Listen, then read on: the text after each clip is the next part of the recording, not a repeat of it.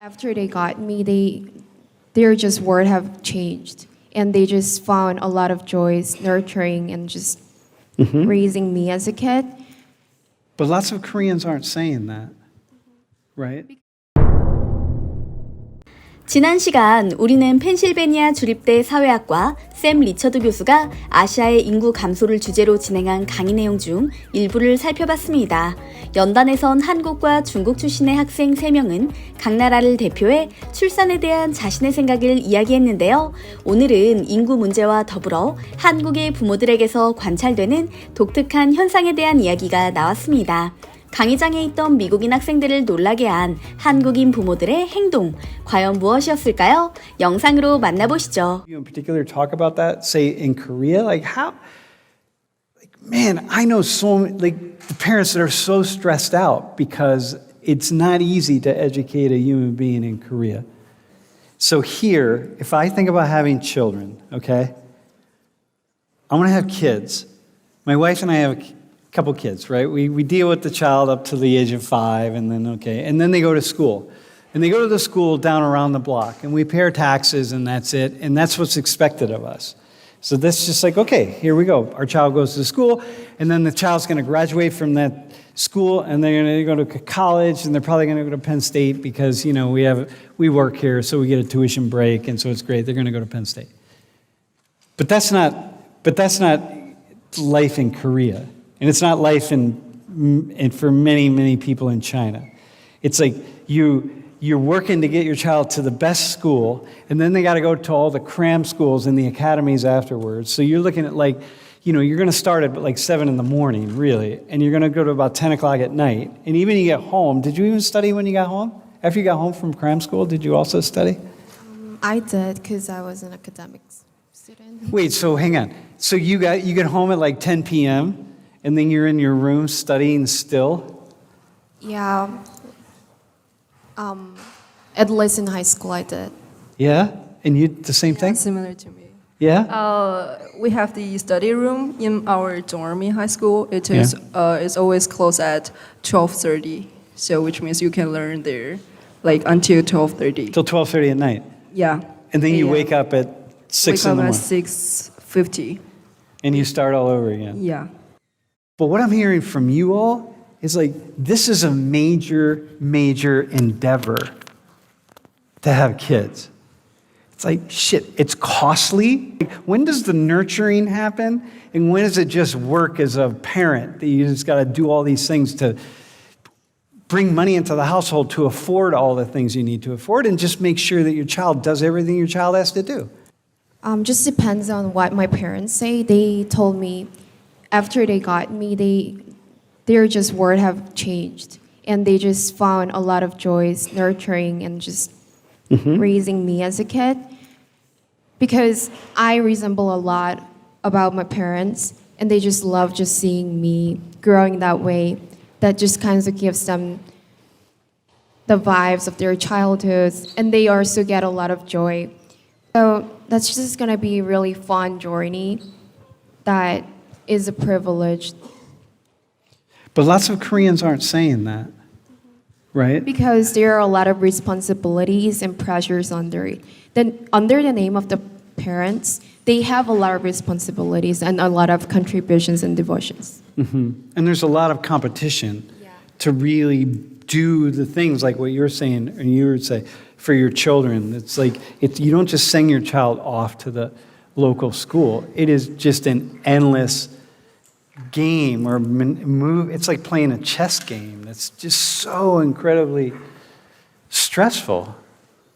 Besides just financial stuffs, just get into a really good schools or like even like getting into good cram schools, it is limited and it has to be really competitive.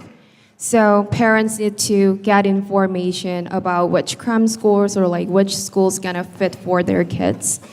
And they have to be informative. And just to be informative, they have to talk a lot with the parents around them, and they have to socialize with them. Or so even when, after like the kids got into the school, if they become a class president, I think like most of the parents also like feel their duties and responsibilities of doing something for the classmates because their kid is the class president. Got you. Were you class president? Yeah, I was. Yeah. So that's even more work for your parents. Was a little bit complicated because I'm like, well, it's not that much work to have a child. But if I were in Korea, I'd be thinking, like, damn, this is so much work to have kids. Like, I definitely don't want to have kids. So when I think about that, the numbers of the birth rate in Korea, I just think about it from my lens, and it kind of makes sense at some level. You know, that the people would be really reluctant. Is China offering any special benefits to parents to have kids, like because China is now trying to get people to have more kids? Actually, I don't know a lot, but I guess yes. I guess they have for I don't know. I feel like if they have one more kids. But are you getting the message that, like, hey, you're supposed to now have more kids? Like, the Chinese government is saying, like, hey, listen, man, when you go back to China, have children. Do you get that message? Yeah. Actually, my parents expect that for me. They expect that for you? Yeah, like I remember that when one time my mother told me, like, she's so, I don't know, it felt so weird. Like, she told me that you know, in your age, like if you're in the rural area, you are already a mother. But we support you to have more education. But you're the exact person in China who's not going to have kids. You're going to be highly educated. You've lived abroad.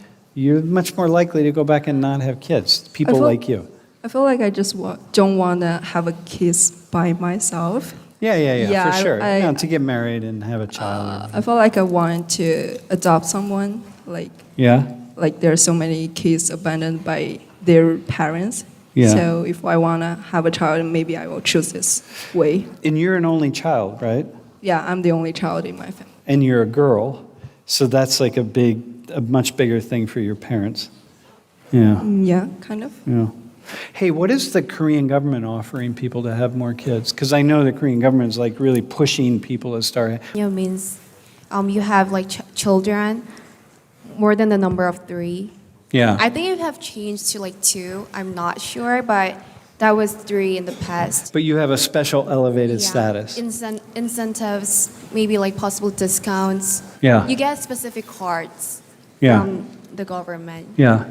that you can Right now, they're use. just raising the amount of money that you make as a parent for the first year anyway to like $750 a month just to have a child. Imagine that. Like you have a child. This is what the Korean government is doing because they need people to have children because let me show you this. Actually, it was just kind of interesting. Can you go to the next slide? Like this is the age sex ratio. So it's men on the left, women on the right, okay, everywhere.